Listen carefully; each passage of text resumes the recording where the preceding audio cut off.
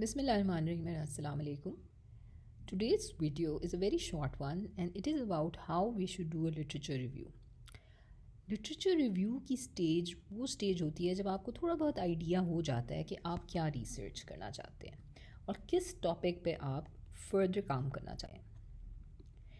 In this presentation, what we are going to try to cover is the concept of a review of the literature. Literature review करना क्यों चाहिए, किस वक्त करना चाहिए, और फिर mainly how should we do the review of the literature. Finally, whose job should it be to review the literature, and where should you be storing your results. So, a literature review is basically a piece of writing that maps the current state of knowledge in your field in such a way that it allows you to put your research into perspective. सादा ज़बान में हम ये कह सकते हैं कि एक स्पेशल पीस ऑफ राइटिंग है जिसमें आप जिस भी फील्ड ऑफ रिसर्च में काम करें आप उसका नॉलेज कैप्चर कर सकें और सोच सकें कि अच्छा जो मैं काम कर रहा हूँ वो इस पूरे नॉलेज के साथ कैसे रिलेट करता है. लिटरेचर रिव्यू जो होता है वो एक ब्रॉडर काम में भी आपकी थीसिस स्टडी का हिस्सा हो सकता है या सिलेक्टिव भी हो सकता है या एक स्टैंड अलोन पीस हो सकता है कि मे बी आप सिर्फ एक आर्टिकल में एक रिव्यू ऑफ द लिटरेचर कर रहे हैं फॉर सम पर्टिकुलर टॉपिक, या आप उसको बहुत कॉम्प्रिहेंसिव भी बना सकते हैं. When the literature review is a part of a broader piece of work, but it is selective, then it can be published in the form of journal studies and articles. अगर वो broader piece of work का हिस्सा है और comprehensive है तो it can be part of a dissertation or a thesis. It can also be part of a course assignment when it is a standalone work. And it can also be part of a literature analysis or a literature review जिसको हम publish करने का सोच सकते हैं.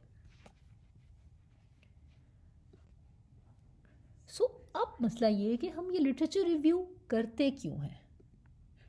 Obviously सबसे बड़ी बात यह है कि there is no use to try to reinvent the wheel.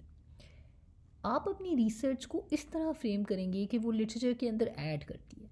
अब मेरे साथ ये बहुत दफ़ा हो चुका है कि students come to me saying कि मैम हमने इस टॉपिक पे रिसर्च करनी है, इस टॉपिक पे रिसर्च करनी है, तो आई टेल देम कि क्या आपने इस टॉपिक पे लिटरेचर देखा है, और वो ब्लैंक फेस के साथ वापस देख रहे होते हैं. And I always tell them go back, look at the main journals in your field of research in your particular specialty और उसमें ढूंढें कि इन टॉपिक के ऊपर या इस टॉपिक पे जिस पे आप काम कर रहे हैं इस पर क्या काम हुआ हुआ है.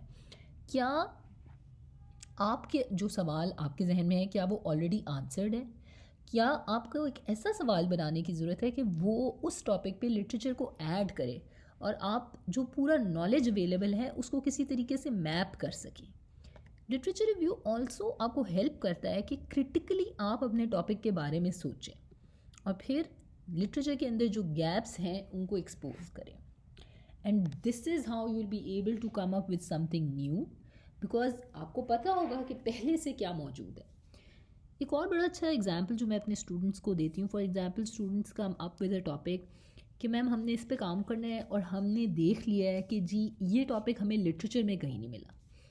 अब इशू ये होता है कि जब वो लिटरेचर को मैप कर रहे होते हैं या लिटरेचर का रिव्यू कर रहे होते हैं तो वो बहुत डिटेल में जाते नहीं हैं और एक website for example Google Scholar देख के आ जाते हैं.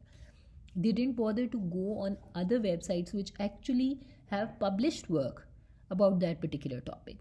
सो you have to be very thorough and you have to try to find out कि क्या चीज़ अवेलेबल है और किस पर फिर आप आगे काम करना चाहते हैं.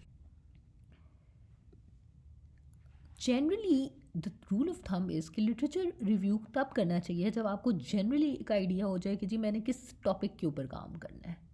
जैसे ही आपने एक इनिशियल रिसर्च क्वेश्चन बना लिया है और जैसे ही आपने अपनी रिसर्च प्रपोजल्स को शॉर्टलिस्ट कर लिया है तो आपको सबसे पहले रिव्यू ऑफ द लिटरेचर. अब ये लिटरेचर रिव्यू करते क्या हैं. सबसे पहले तो अगर आप लिटरेचर का रिव्यू करें तो आपके सुपरवाइज़र ने आपको कुछ पर्टिकुलर डेटा बेसिस मैंशन की होंगी जिसमें गूगल स्कॉलर भी होता है, पबमेड होता है, वेब ऑफ साइंस पर एटलीस्ट मेडिसिन से, डेंटिस्ट्री से, एलाइड हेल्थ प्रोफेशन से, फिजियोथेरेपी, फार्माकोलॉजी से रिलेटेड बहुत रिसर्च मिलती है. उसके अलावा एक और चीज़ जो देखने की है वो ये है कि you have to choose your keywords very carefully. You have to create 3 to 4 research questions and 3 to 4 main keywords. You have to search for concerned databases. You have to eyeball the topic. और जब आप topic खोलते हैं फिर आप उसके अंदर से वही वाले खोलें जो आपको रेलेवेंट लगते हैं। एक और तरीका ये है कि आप अपनी फील्ड के just go to the library, review the journals that are related. For example आप पीड्स में किसी चीज़ पे रिसर्च करना चाह रहे हैं तो आप लाइब्रेरी में जाके मेन जर्नल्स खोलें पीड्स से related, look up the key authors in your area of interest and then review the latest work related to them. अपने एब्स्ट्रैक्ट करना शुरू करें।